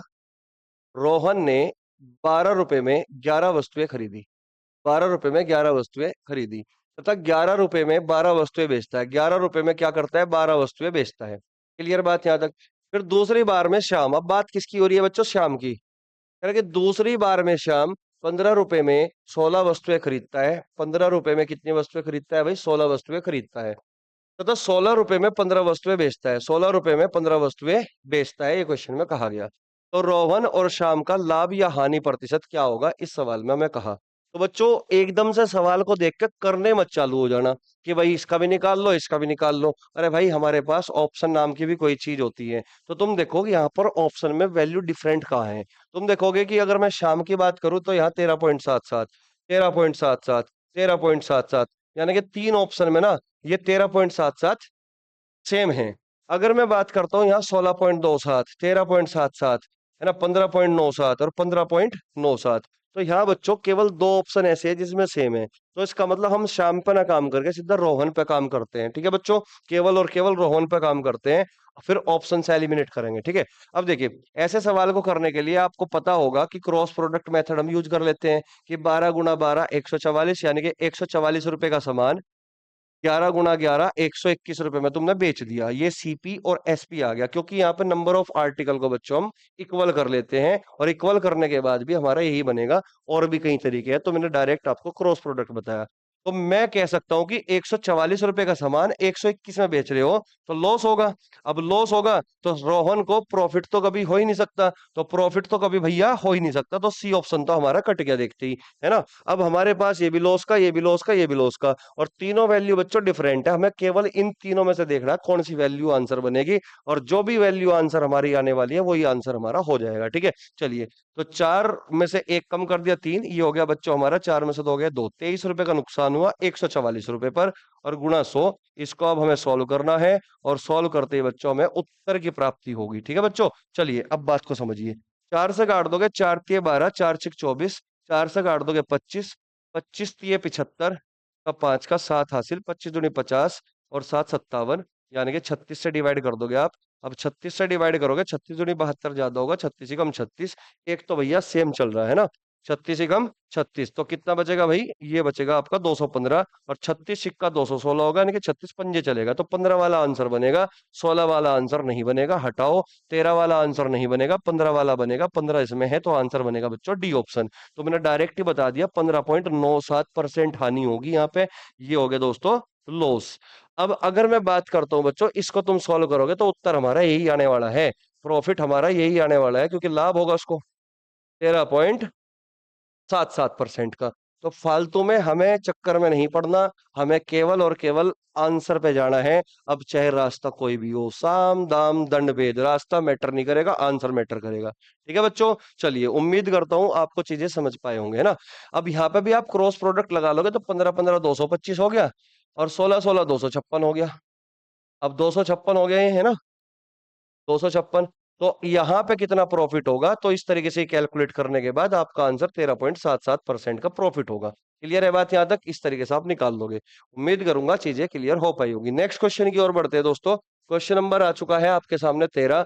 और क्वेश्चन नंबर 13 को फटाफट करिए भैया। क्वेश्चन नंबर 13 जल्दी जल्दी करिए, बहुत शानदार क्वेश्चन आपके सामने है। कह रहा कि यदि 510 ए बी तथा सी में से इस प्रकार बांटे गए हैं कि ए को बी का 2/3 और बी को सी का 1/4 मिला, तो ए का भाग क्या होगा। बड़ा सिंपल क्वेश्चन है, रेशो का क्वेश्चन है ना। देखिएगा भाई, हम डायरेक्ट क्या करेंगे दोस्तों, ए और बी का रेशो लिख लेंगे और यहां से बी और सी का रेशो लिख लेंगे, है ना। क्वेश्चन में कहा गया कि ए को बी का 2/3, तो इस बात का मतलब ये हुआ दोस्तों, ए को मिला 2 और बी का मिला कितना 3, और यहाँ पे बी को सी का 1/4, तो सी की वैल्यू 4 होगी, बी की वैल्यू 1 होगी, सी की वैल्यू कितनी होगी 4 होगी। तो हम यहाँ से फाइनली रेशो मर्ज कर लेंगे, ए बी सी का रेशो मर्ज कर लेंगे। मर्ज करने के बाद 2 ही कम 2, 3 ही कम 3 और 4 3 12, तो हमारा रेशियो फाइनली एबीसी का आ गया 2 3 12। ठीक है बच्चों। अब क्वेश्चन में कहा गया कि ए का भाग क्या होगा, तो ए का भाग बच्चों 2 है, तो 2 का मल्टीपल आंसर होगा, जो कि हमारा डी ऑप्शन बिल्कुल भी नहीं लगता मुझे 2 से कटेगा। ठीक है, तो अब हमारे पास बच्चों 3 ऑप्शन है और हमें 2 यूनिट की वैल्यू बतानी है। 2 कितने में से बतानी है भाई, 12 और 3 15 और 2 17, 17 में से 2, तो 510 में से कितनी होगी, 510 में से कितनी होगी, 17 3 51, यानी कि 30 दूनी 60। इस सवाल का उत्तर दोस्तों कितना होगा, 60 रुपए। तो आंसर हुआ बच्चों ए और मतलब 60, यानी कि सी ऑप्शन आंसर है। ठीक है, तो उम्मीद करूंगा आसान क्वेश्चन भी आपको अच्छे से समझ में आ चुका होगा। ठीक है, चलिए अगले क्वेश्चन की ओर बढ़ते हैं भाई। क्वेश्चन नंबर बच्चों आपके सामने आ रहा है आपकी स्क्रीन पर, क्वेश्चन नंबर 14, और बहुत बेहतरीन और इंपॉर्टेंट क्वेश्चन बच्चों ये है। और ये क्वेश्चन बच्चों आपको यूपी पुलिस कांस्टेबल और एसआई दोनों के लिए इंपॉर्टेंट है, क्योंकि इस तरह के क्वेश्चन बच्चों कांस्टेबल ने भी पूछे हैं। ठीक है, चलिए, और यूपीएसआई तो पूछ ही रहा था। अब क्वेश्चन है बच्चों आपके सामने, क्वेश्चन नंबर 14, फटाफट करने की कोशिश करते हैं भाई। क्वेश्चन में कहा गया कि यदि इसे अर्धवार्षिक रूप से संयोजित किया जाए तो 6% वार्षिक, यहाँ पे दे रखी 6% वार्षिक, और इसने साफ शब्दों में बोल दिया कि अर्धवार्षिक यानी कि हाफ ईयरली, है ना, संयोजित किया जाए तो 6% वार्षिक की दर से 1 वर्ष, समय भी कितना दे दिया 1 वर्ष में 10,000 रुपए पर चक्रवृद्धि ब्याज क्या होगा। तो आपसे वो पूछना चाहते हैं दोस्तों, चक्रवृद्धि ब्याज यानी कि कंपाउंड इंटरेस्ट कितना होगा। तो आप अच्छे से जानते होंगे दोस्तों, जब बात हाफ ईयरली की होगी तो हाफ ईयरली का मतलब होता है हर छठे महीने ब्याज को कैलकुलेट किया जाता है। अगर बात वर्ष की होगी, वार्षिक की होगी, तो हर 1 साल बाद ब्याज कैलकुलेट किया जाएगा।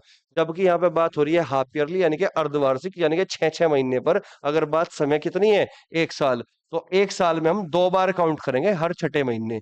1 साल में हर छठे महीने पर हम ब्याज लेंगे। ठीक है बच्चों। अब मुझे एक बात बताओ, ये जो रेट दे रखी है ये वार्षिक दे रखी है, 6% वार्षिक, है ना, यानी कि पूरे 12 महीने की रेट कितनी है, 6% है। तो 6 महीने की रेट कितनी होगी दोस्तों, 3% होगी कि नहीं होगी, आप कहोगे बिल्कुल, है ना, 3% होगी। और आपसे पूछा गया है कि चक्रवृद्धि ब्याज क्या होगा, सीआई क्या होगा, अगर प्रिंसिपल हमारा 10,000 रुपए है। तो आप मुझे एक बात बताओ मेरे दोस्त, आपने परसेंटेज में सक्सेसिव जरूर पढ़ा होगा। अगर सियाही ही पूछ रहा है और 3 साल 3% है और 2 साल है, 2 बार का है, तो सीधा सक्सेसिव लगा दो ना भाई। 3+3 + 3 × 3 / 100, तो आपका जो सीआई आने वाला है दोस्तों, 3 और 3 6, 6.09%।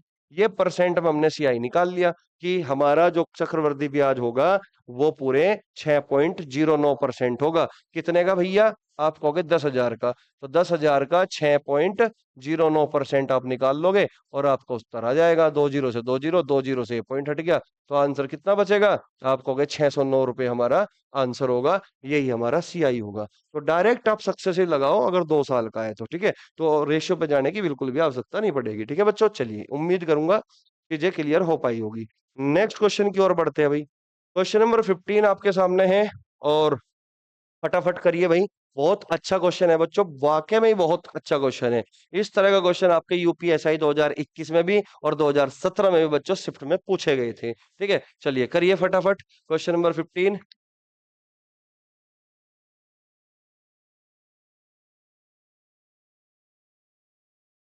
क्वेश्चन में कहा गया कि किसी अनुबंध को 75 दिन में पूरा करना है और 187 पुरुष को प्रतिदिन 15 घंटे कार्य करना है।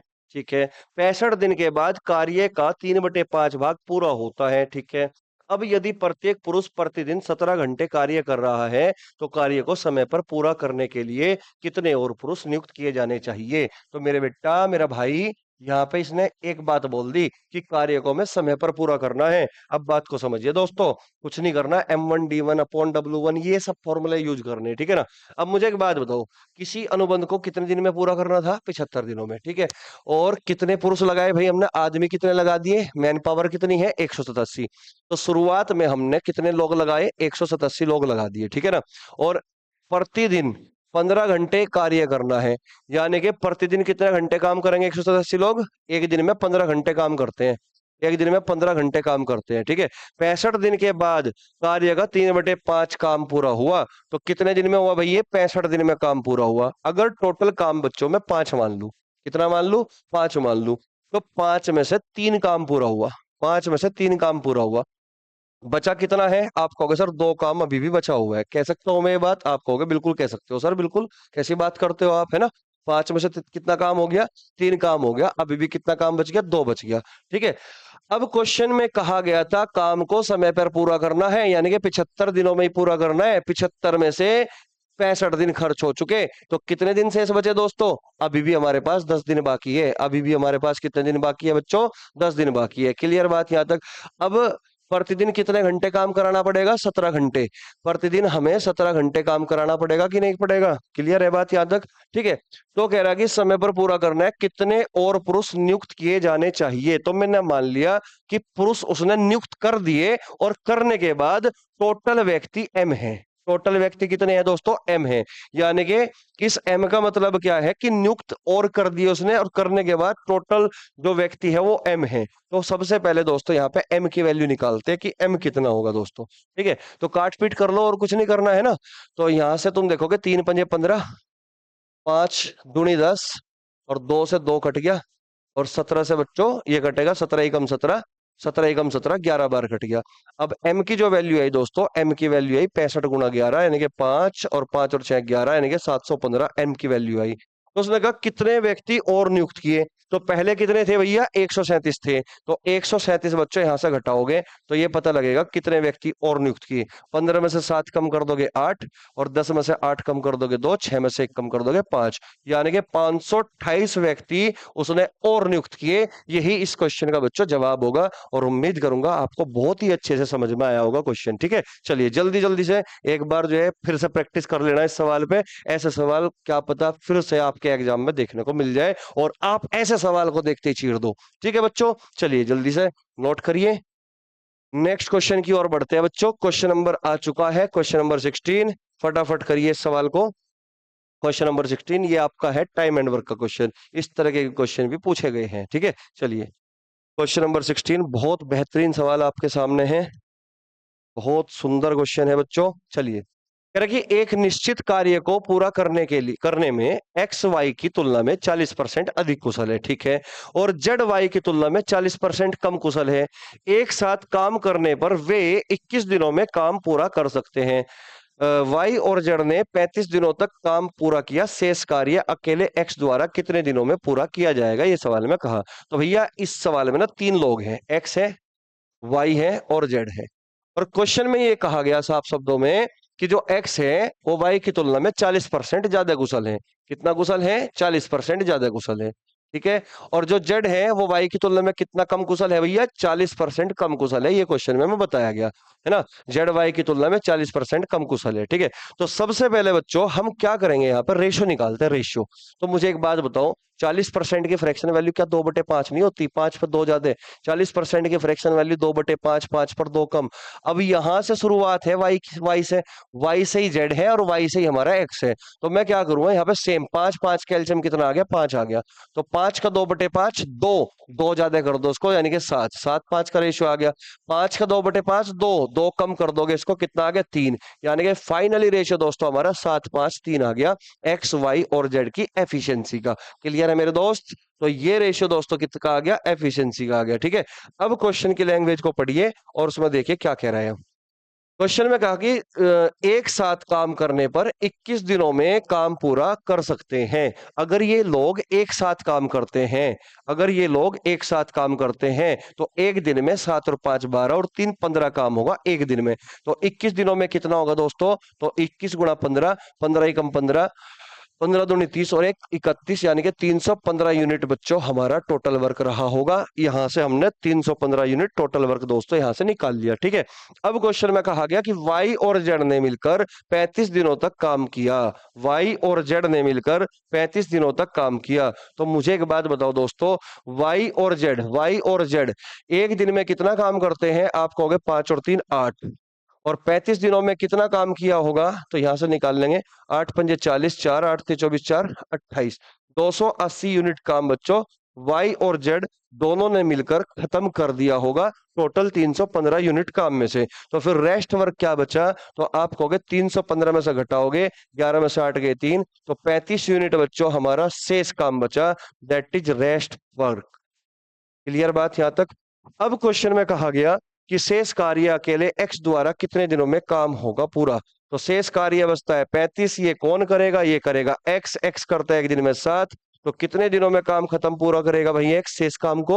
तो 5 दिनों में करेगा। और इस क्वेश्चन का आंसर क्या होगा दोस्तों? ए ऑप्शन होगा। तो बड़ा आसान सवाल था, बिल्कुल एकदम सिक्वेंस में मैंने आपको चीजों को समझाया। ठीक है, और हालांकि बहुत सारे बच्चों ने कर लिया होगा, क्वेश्चन आसान था।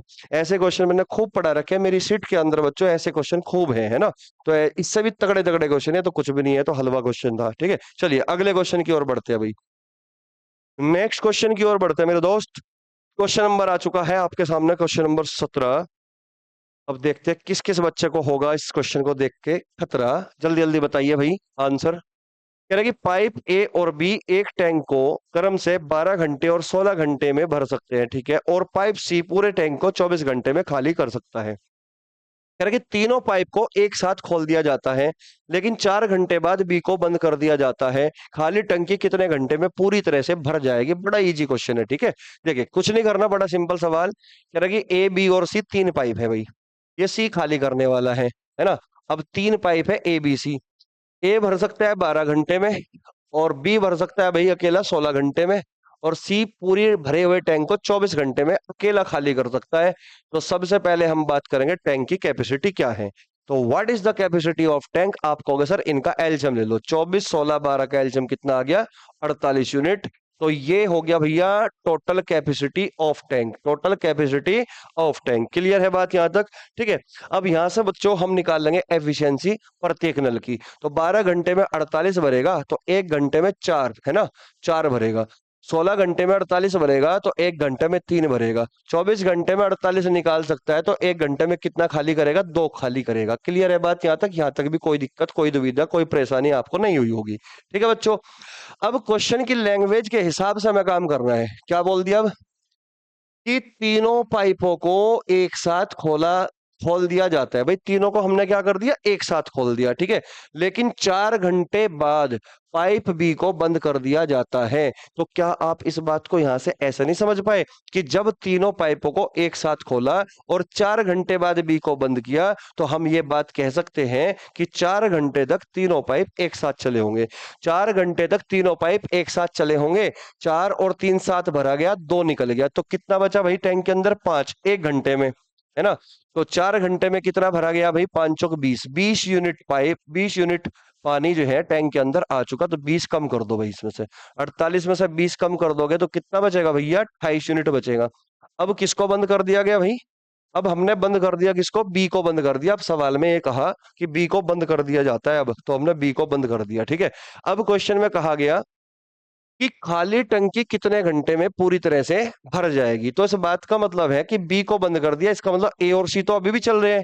ए भरता है 4 लीटर 1 घंटे में, और सी 1 घंटे में 2 लीटर निकाल देगा। तो मुझे बताओ फाइनली 1 घंटे में दोनों के द्वारा कितना भरा गया? 2 ही तो भरा गया। तो 28 को भरने में कितना समय लगेगा भाई शेष पानी को? 14 घंटे। तो इसका मतलब 14 घंटे लगते हैं शेष पानी को भरने में। तो टोटल टाइम क्या रहा होगा?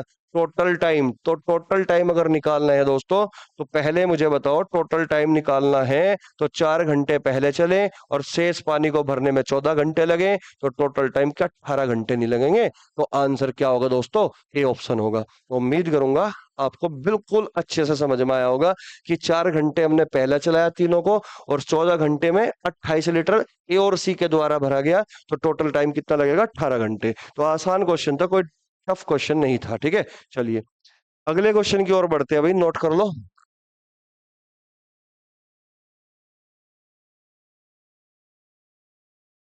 चलिए बच्चों, क्वेश्चन नंबर आ चुका है आपके सामने, क्वेश्चन नंबर 18। बताइए इस क्वेश्चन का आंसर क्या होगा आपके हिसाब से।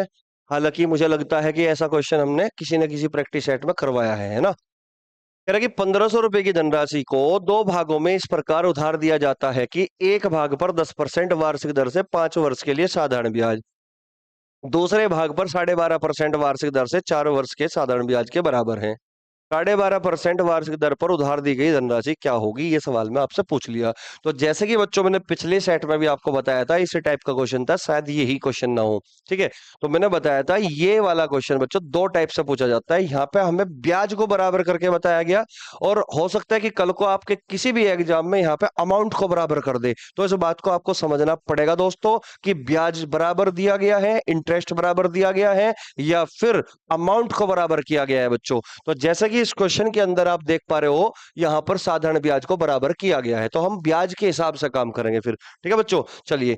और आप ये भी जानते हैं, हम जानते हैं, आप जानते हैं कि साधारण ब्याज क्या होता है, हर साल का बराबर होता है। क्लियर है बात, जानते हो कि नहीं जानते? बिल्कुल जानते होंगे। तो 1500 रुपए की धनराशि को दो भागों में इस प्रकार उधार दिया जाता है कि एक भाग पर 10% वार्षिक दर से 5 वर्ष के लिए साधारण ब्याज। तो पहला भाग ये रहा, 1 साल का ब्याज 10% है, 5 साल का ब्याज 50% होगा, तो 50%। अब बात करते हैं दूसरे भाग की। दूसरे भाग पर जो ब्याज है वो 12.5% है 1 साल का, तो 4 साल का कितना होगा बच्चों? तो आप कहोगे 12 चौक 48, 4 पंजे 20, यानी कि पूरा 50 ही हो गया फिर से। तो 50% हो गया, 12.5 गुना 4 है ना। और ये साधारण ब्याज बराबर है, ये क्वेश्चन में हमें कहा गया। तो क्या हम यहां से पहले भाग का दूसरे भाग के साथ रेशियो निकाल ले? आप कहोगे बिल्कुल, 50 से 50 कटेगा, तो रेशियो क्या बनेगा? 1:1 बनेगा। तो इसका मतलब दोनों भाग में बराबर हिस्सा है।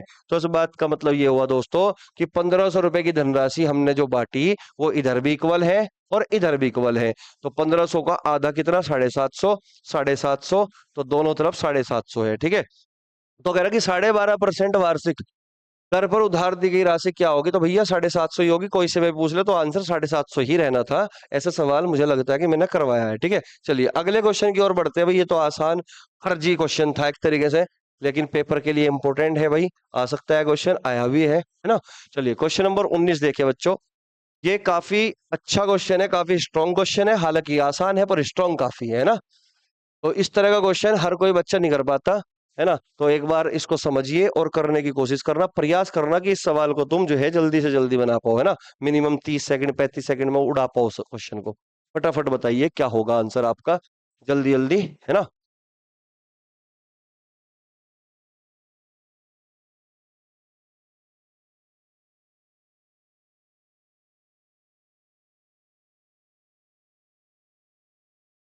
जल्दी जल्दी बनाइए भैया।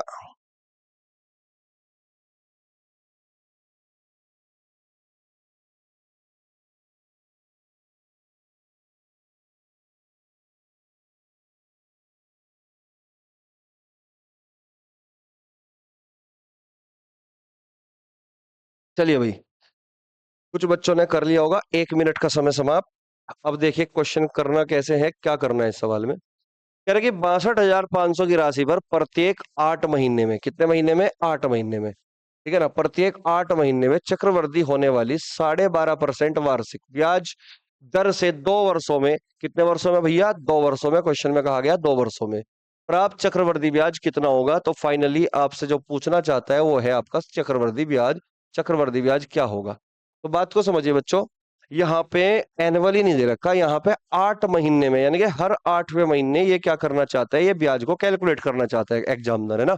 हर 8 महीने में चक्रवृद्धि ब्याज कैलकुलेट होगा। अब मुझे एक बात बताओ दोस्तों, समय कितना दे रखा? 2 वर्ष। 2 वर्षों में कितने महीने होंगे? आप कहोगे पूरे 24 महीने होते हैं 2 वर्षों में। अगर पूरे 24 महीने होते हैं और हर 8वें महीने ब्याज कैलकुलेट होगा, तो कितनी बार होगा मेरे दोस्त? आप कहोगे 8×3 = 24, यानी कि 3 बार कैलकुलेट होगा। कितनी बार? 3 टाइम्स। यानी कि ब्याज को हम 3 बार कैलकुलेट करेंगे हर 8वें महीने। क्लियर बात यहां तक? 2 साल में। भाई ये 12% वार्षिक है, इसका मतलब ये पूरे 1 साल की रेट ऑफ इंटरेस्ट दे रखी है। 1 साल का मतलब पूरे 12 महीने की रेट है। तो 12 महीने की 12% है, तो फिर 1 महीने की 1% होगी। तो 8 महीने की कितनी होगी दोस्तों? आप कहोगे सर 8% होगी, 8 महीने की 8% होगी। क्लियर है बात यहां तक? ठीक है, अब क्वेश्चन में कहा गया कि चक्रवर्ती ब्याज क्या होगा। तो मुझे एक बात बताओ दोस्त, 8% के फ्रैक्शन वैल्यू कितनी होगी? आप कहोगे 2/25 होगी। यानी कि 25 रुपए पर 2 रुपए का ब्याज लगकर वो अमाउंट कितना बनेगा? 27 बनेगा। यानी कि 25 पर 2 रुपए का ब्याज लगकर कितना अमाउंट बनेगा? 27 बनेगा। ये हो गया हमारा प्रिंसिपल, ये हो गया हमारा अमाउंट। अच्छा, कितनी बार कैलकुलेट करना भैया? आप कहोगे सर 3 बार कैलकुलेट करना। अगर 3 बार कैलकुलेट करना है तो पावर भी 3 ही करनी पड़ेगी। अगर 2 बार कैलकुलेट करना है तो पावर भी 2 ही करनी पड़ेगी। लेकिन यहाँ पर 3 बार कैलकुलेट करना है तो पावर भी हमें कितनी करनी पड़ेगी दोस्तों? 3 करनी पड़ेगी। यहाँ तक चीजें क्लियर हो चुकी होगी। तो 25 की पावर 3 कितना होता है भाई? 15,625। 25 की पावर 3 होता है 15,625। अब आपको तय करना है कि 27 की पावर 3 कितना होगा। तो 19,683 होता है। तो इसलिए बोलते हैं भैया स्क्वायर और क्यूब ये याद होने चाहिए, वरना कैलकुलेशन में फंस जाओगे। जैसे कि 25 की पावर 3 है, 25 की पावर 3 15,625 या 15,625 का क्यूब रूट कितना होगा? 25 होगा। उसी प्रकार 125 का स्क्वायर भी 15,625 होता है। ठीक है, तो ये 15,625 इंपॉर्टेंट नंबर है, आपको डायरेक्ट याद होना चाहिए। 27 की पावर 3 कितना होगा? 19,683 होता है। हो सकता है कि बच्चों के 27 की पावर 3 याद ना हो डायरेक्ट, है ना भाई, हम तो टीचर आदमी है, हमें तो याद है ना। लेकिन अगर नहीं है तो 27 का स्क्वायर तो याद होगा ना। 27 के स्क्वायर में 27 की मल्टीप्लाई करोगे। 27 का स्क्वायर कितना होगा? 529, ओ सॉरी 729 होगा। तो 23 का स्क्वायर था ना 529, 729। 729 × 27 करना पड़ेगा। अब 27 का पढ़ा याद नहीं आता बच्चों को, समस्या ये भी होगी। तो तुम क्या करो, 2 से मल्टीप्लाई करो पहले। 2 × 18, 2 दूनी 4 और 1 5, 2 × 7 = 14। 2 से मल्टीप्लाई करने का मतलब 20 से कर दिया। अब 7 का पढ़ा याद होगा। 7 × 9 = 63 का 3 का 6, 7 दूनी 14 और 6 20, 2 हासिल, 7 × 3 = 49, 2 51। अब इनको जोड़ के लिख दोगे 3 8 5 और 1 6, 19,683। ये रफली करना है आपको काम, समझ रहे बात को? चलिए खैर, आप चीजों को समझ पाए होंगे।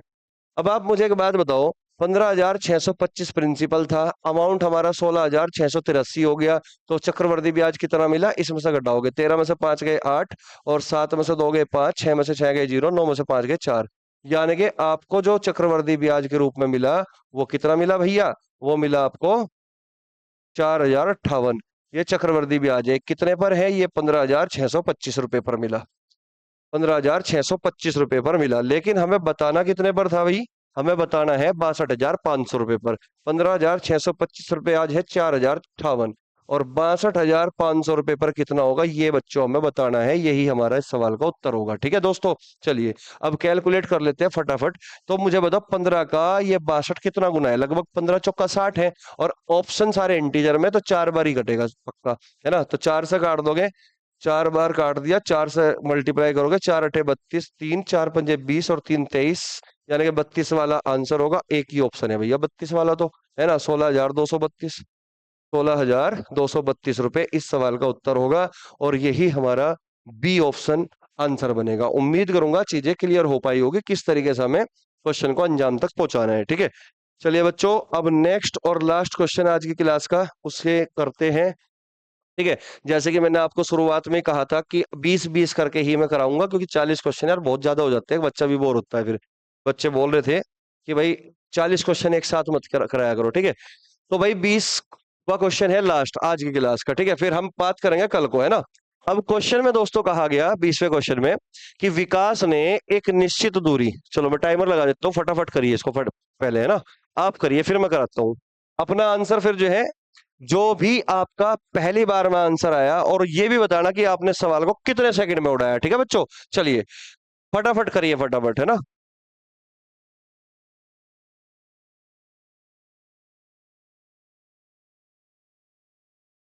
क्वेश्चन में कहा गया कि विकास ने एक निश्चित दूरी बाइक से तय की। यदि वह 40% दूरी 40 किलोमीटर प्रति घंटे की चाल से, 50% दूरी 25 किलोमीटर प्रति घंटे की चाल से, और शेष 10% दूरी 10 किलोमीटर प्रति घंटे की चाल से तय करता, तो पूरी दूरी तय करने में उसकी औसत चाल ज्ञात कीजिए।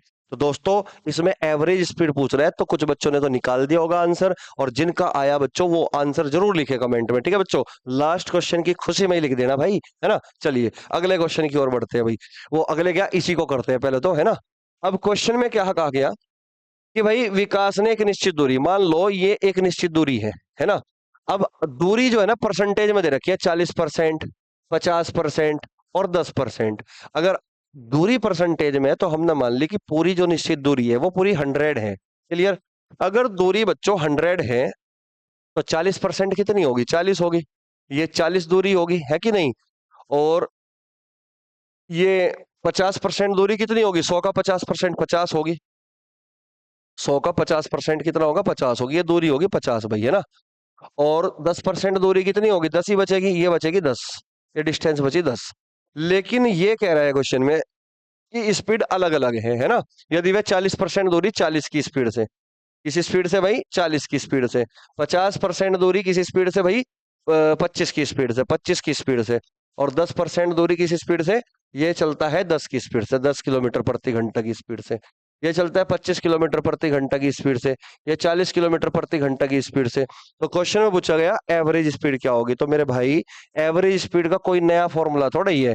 Total distance upon total time, ये हमारा फॉर्मूला होता है। आप कहोगे टोटल डिस्टेंस तो सर हमें पता है 40 50 और 10 यानी कि 100। टोटल डिस्टेंस 100 है, हमें चाहिए टोटल टाइम। तो 40 किलोमीटर 40 की स्पीड से गया तो कितने घंटे लगेंगे? आप कहोगे सर 1 घंटा लगा होगा।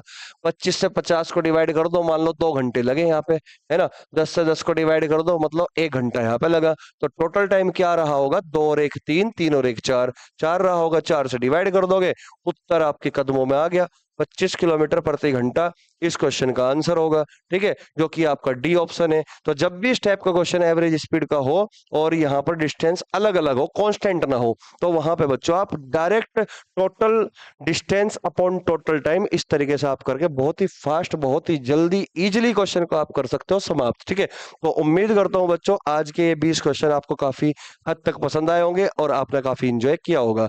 और बच्चों जब भी आप जो है वीडियो देखते हो और कुछ चीज नई चीज सीखने को मिलती है तो भाई कमेंट में जरूर लिखा करो, ताकि हमारा भी उत्साह थोड़ा सा बना रहे और आपको चीजें नई नई तरीके से पेश करते रहे। ठीक है, तो चलिए बच्चों इसी जोश और उत्साह और उमंग के साथ आप लगातार तैयारी करते रहना, ताकि आपका सपना पूरा हो और आपके माता पिता का सपना पूरा हो। तो चलिए बच्चों मिलते हैं फिर इसी सीरीज में क्वेश्चन नंबर 21 के साथ कल। ठीक है, तब तक के लिए आप पढ़ते रहिए, खुश रहिए। जय हिंद, जय भारत।